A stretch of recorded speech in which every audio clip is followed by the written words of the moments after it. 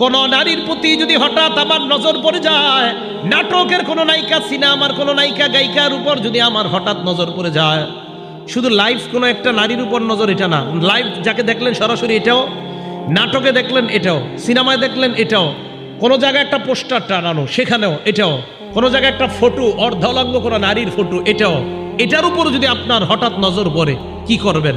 কিতাবের নাম আস-সিলসিলাতুস সহিহা, হাদিস নাম্বার 2673 নাম্বার হাদিস, 2673 নাম্বার হাদিস।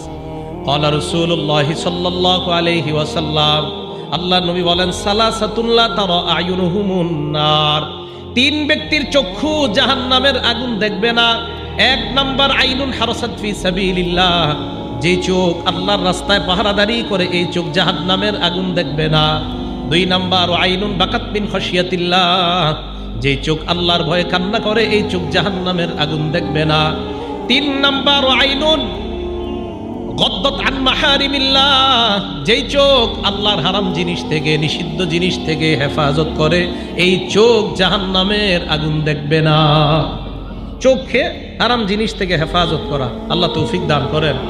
একটা কিতাব আছে নাম মুসনাদে আহমদ, এই কিতাবের হাদিস নাম্বার 22809 নাম্বার হাদিস।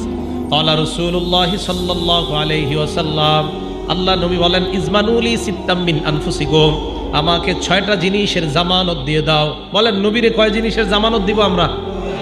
আমাদের কাছে আমাদের নবীজি কয়টা জিনিসের জামানত চেয়েছে? নবীজি বলছেন 6টা জিনিস গুনাহমুক্ত রাইখা আমারে জানাও, 6টা জিনিস গুনাহমুক্ত তুমি রাখবা। আজমান লাকুমুল জান্নাহ, আমি তোমাকে জান্নাতে নেওয়ার জিম্মাদার হব। কয়টা? এক নাম্বার উসদুকু ইদা হাদ্দাসতুম, কথা বললে সত্য বলবা। দুই নাম্বার আউফু ইদা ওয়াআদতুম, ওয়াদা করলে রক্ষা করবা। তিন নাম্বার আদ্দু ইজা তুমিনতুম, আমানত রাখলে আমানতের খেয়ানত করবা না, আমানত আদায় করবা। চার নাম্বার গুদ্দু আবসারাকুম, নজরের হেফাজত করবা। পাঁচ নাম্বার রহফাজু ফুরুজাকুম, লজ্জাস্থানের হেফাজত করবা। ছয় নাম্বার কুফু আইদিয়াকুম, এই হাত কাউকে কষ্ট দেওয়া থেকে হেফাজত করবা। আমি নবী তোমাকে জান্নাতে নেওয়ার নিশ্চয়তা দিয়ে দিলাম। করবো তো ইনশাল্লাহ? 6টা জিনিসের নিশ্চয়তা নবীকে দিব আমরা। এগুলো দ্বিতীয় উদাহরণ। উদাহরণ নাম্বার 3 আরেকটা জানি আমরা নজর হেফাজতের ব্যাপারে। বুখারী শরীফের 2465 নাম্বার হাদিস, 2465। এই হাদিসের মধ্যে রাসূল আকরাম সাল্লাল্লাহু আলাইহি ওয়াসাল্লাম বলেন, ইয়াকুমুল জুলুস আলাত তুরুকাত, তোমরা রাস্তাঘাটে আড্ডাবাজি করা থেকে বাঁচো। কি করা থেকে? রাস্তাঘাটে বৈঠক করা থেকে বাঁচো, আড্ডাবাজি। চা স্টলের সামনে 10-12 জন, গুনাহের কথা হয় কি হয় না?